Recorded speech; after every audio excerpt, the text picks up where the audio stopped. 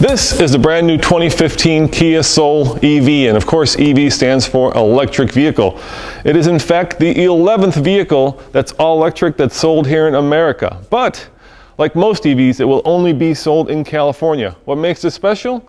Well, it gets 93 miles of range on a full charge. And when I come to these manufacturer first drive programs, they do a little bit of a presentation. And if you're interested in this vehicle, we call it almost everything you ever wanted to know. And that is coming up next on the Fast Lane Car.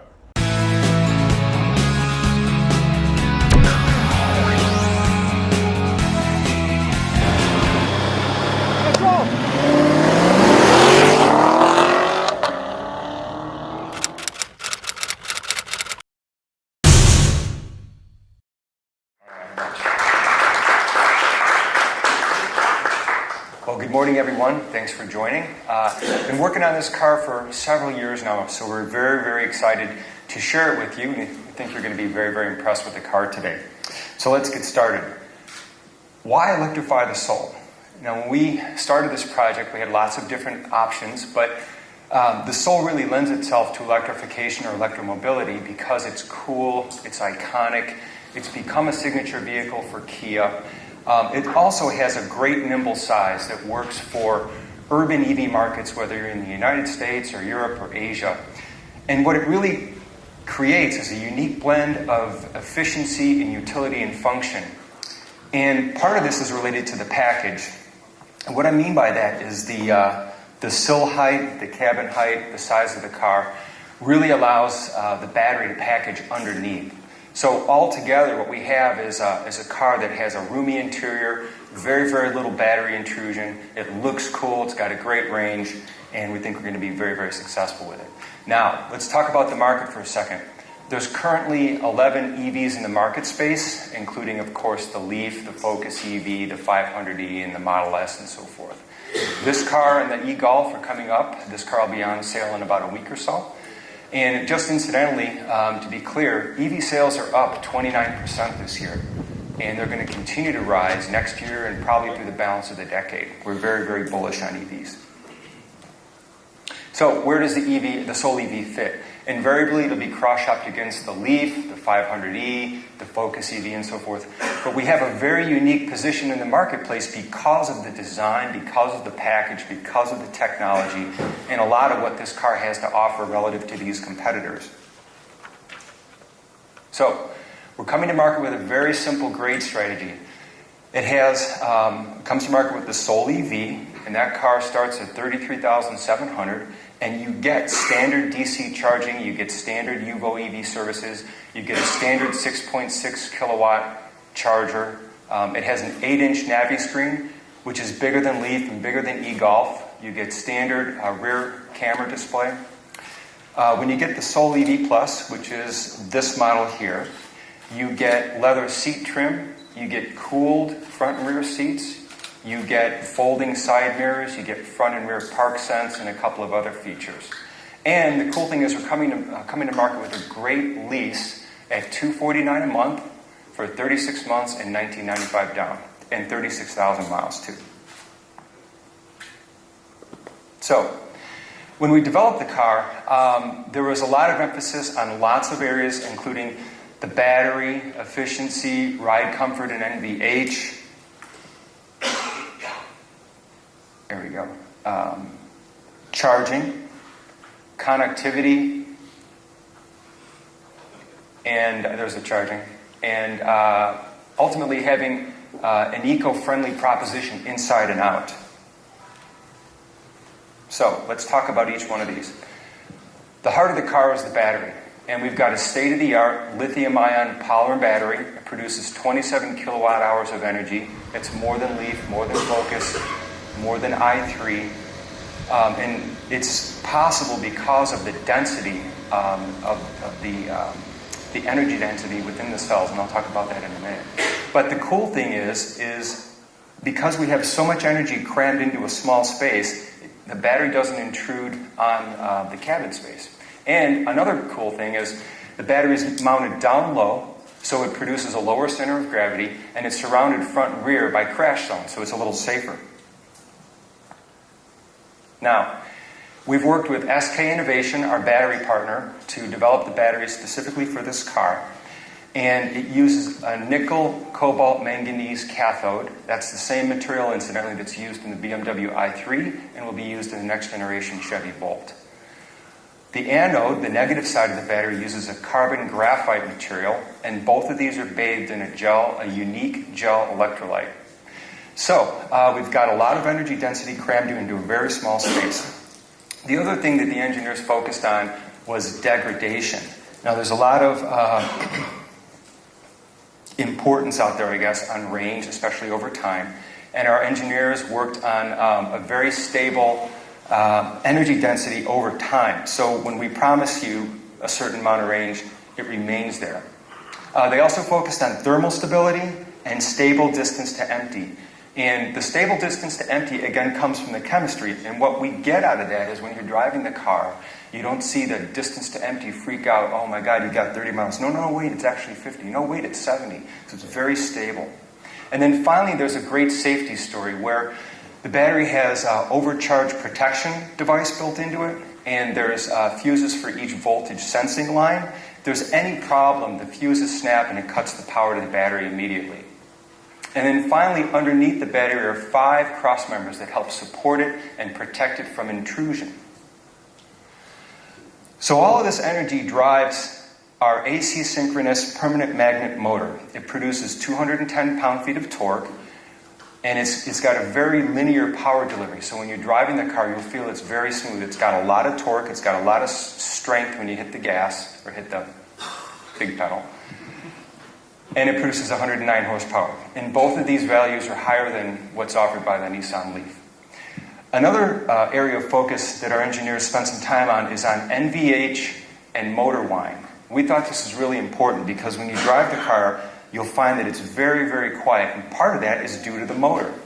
And you'll notice on acceleration or deceleration or regen, there's almost no motor whine. And this is a byproduct of motor design, and it's a byproduct of a lot of other attributes, which I'll talk about in a second. So, we also spent a lot of time on creating efficiency. What do you mean by that? Well, let's try and pick up a few tenths here and there. So, it starts with the HVAC, and we've got a state-of-the-art heat pump-based HVAC system. Now, the heat pump system is very, very efficient. And it's actually relatively simple because you're tying together the heating system and the air conditioning system into one unit. And you can reverse the flow of that to heat the car, and you can have a normal air conditioning system as you need it.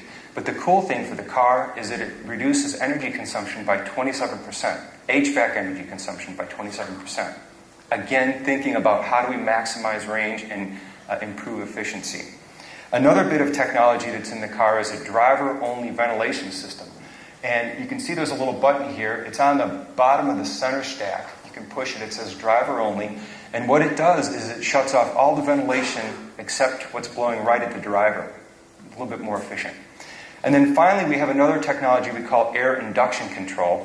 And what that does is, look, if you set the inside temperature for 66 degrees, and it's 66 degrees outside, it's not going to run the AC compressor. Again, thinking about how do we maximize efficiency and extend range.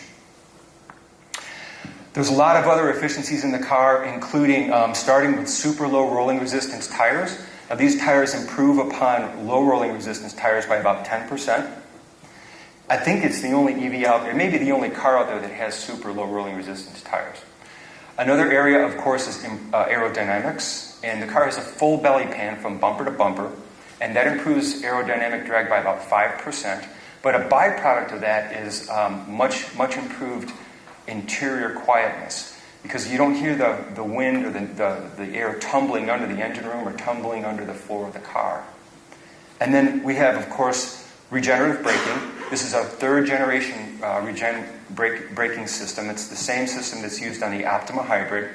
And in this case, you can recover about 12% of the kinetic energy in the car. And the cool thing is, so it's simple. You can put it in Big D and drive, like a normal car, or you can put it in Big B and drive. And what that gets you for your EV enthusiasts is a one-pedal driving experience where you can hit the throttle and drive, and you can lift and recover a lot of that energy. Oh, and then finally, right in here in the center cluster of the screen, of the gauges, is a 3.5-inch organic LED cluster. And that's going to feed you information on range and your efficiency and a lot of other information. But the cool thing is, since it's OLED, it's a little bit more efficient and it's a little bit more crisper, vibrant image versus a standard TFT screen. Okay, so what does that get us? What it gets us is 93 miles of EPA certified range. Now this is more than Leaf, it's more than Focus, it's more than 500e. And in fact, the only other car out there that probably has more is the Tesla Model S, and that's a $70,000 luxury sedan. So we're very, very proud of all the technology that's gone into this car. And what it results is a best-in-class range value. Okay, so what do we have? We have the same cool Soul style with some new twists. On the outside, the car will be offered in 4 color combinations. We have black with the red roof, which I call Testarossa. And blue with the white roof, which I think you've seen before. We have an all-white color and all-titanium color. So ultimately we have two solid colors and two two-tone colors. And on the outside, we've distinguished the Soul EV from the Soul. It starts with a different grille form. The charge ports are behind this door right here. So what you do is there's a little button to the left of the steering wheel. You push it.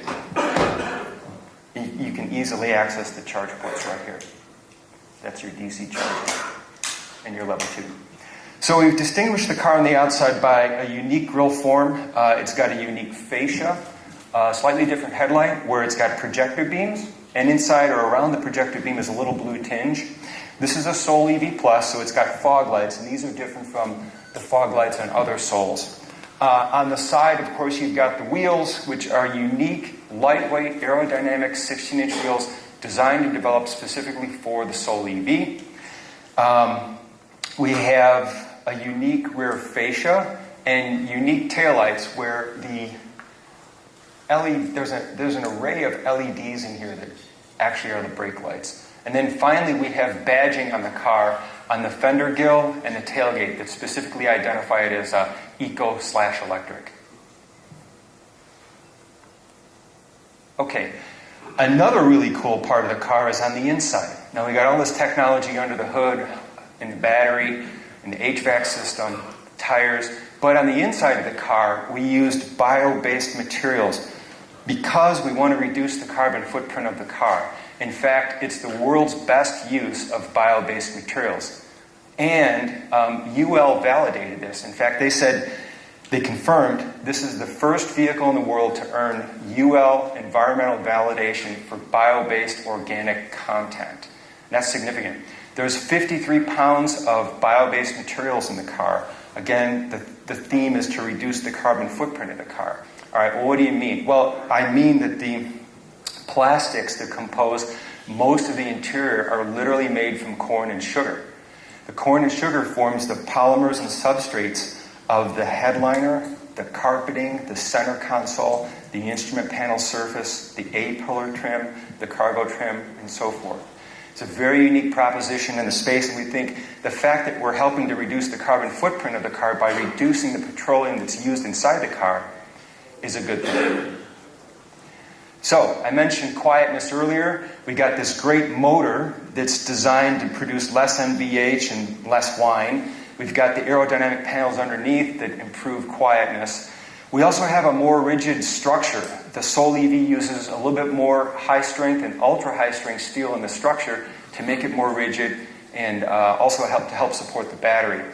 I mentioned the 5 undercar crossbeams that support the battery and protect against intrusion, and then the smooth belly pan underneath the car to improve aerodynamics and reduce NVH.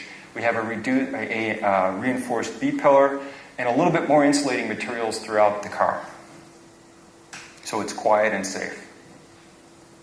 Now, another really important part of EV owners' life with EVs is charging. And it seems if you're going to come to market with an EV, you need a good charging strategy, and we've got a great one.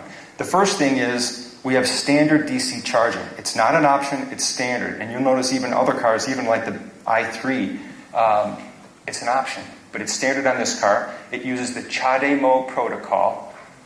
It takes about 33 minutes to recharge the car from empty to 80%. Now, if you charge on level 2 AC charging, that's 240 volt, which you have at home in the garage on a dryer or something, it takes about 4.5 hours to recharge the car. If you charge out of the plug in the wall, it's about 24 hours. Now, beyond the chargers, we have a great infrastructure plan or strategy in that we're adding 17 DC chargers to our California dealers who sell this car. And in fact, we're improving or increasing the DC charging footprint in California by about 9%. So currently there's about 198 DC chargers in California. That's going to go to 215 when we get our DC chargers. They're almost done. They're almost ready to go. The other cool thing is when you get your Soul EV, you get a Kia Charge Up card. This gets you access to the dealer's charger and a couple of other charging networks, which we'll talk about later. But it's not unlike the Easy Charge card from Nissan with the Leaf or the Charge Now card you get when you get a BMW i3.